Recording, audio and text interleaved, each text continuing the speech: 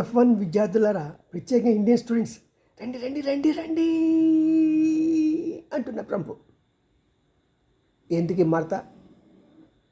మనమతిప్పుడమైన ఎందుకు?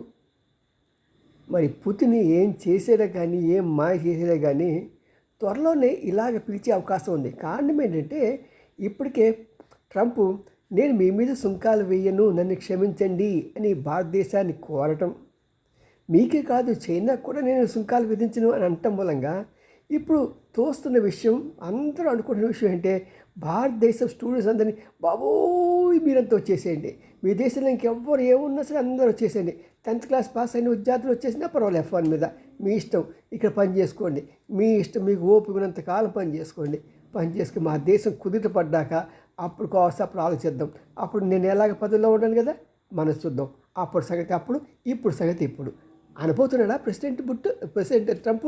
ఏమో అన్న అంటే తెక్కలోడు.